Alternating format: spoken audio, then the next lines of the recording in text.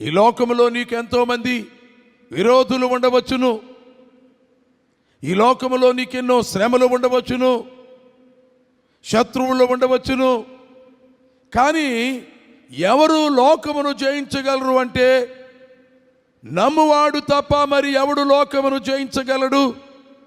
ఈ లోకంలో మనము జీవించినంత కాలము శత్రువులు మనకు ఉంటారు.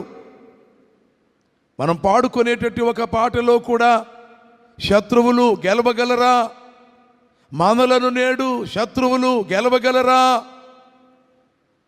ఆ పాటను మనం పాడుకున్నప్పుడల్లా గొప్ప బలము మనలోనికి వచ్చుచూ ఉన్నది, గొప్ప విశ్వాసము మనకు కలిగించుచున్నవి ఆ మాటలు.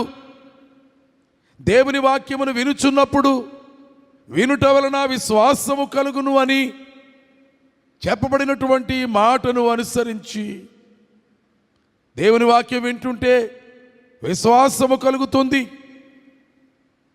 నీరస సమయంలో, నిరాశ సమయాల్లో, బలము లేని సమయముల్లో, భయము కలిగే సమయాల్లో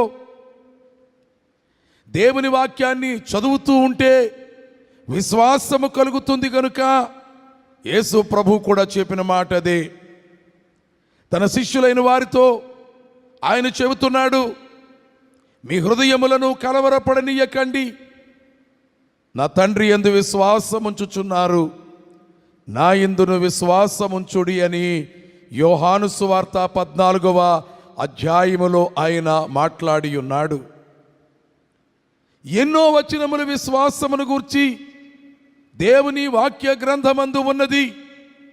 గనుక మనము జయ జీవితమును పొందాలి అంటే అపజయం అనేది లేకుండా మనము మన జీవిత యాత్రను సాగించుకుంటూ ముందుకు వెళ్ళిపోవాలి అంటే, ప్రభు రాకకు సిద్ధపడి మేఘమెక్కాలి అంటే మనము యేసు ప్రభునందు విశ్వాసము కలిగిన వారమై ఉంటే మనకు జయమే.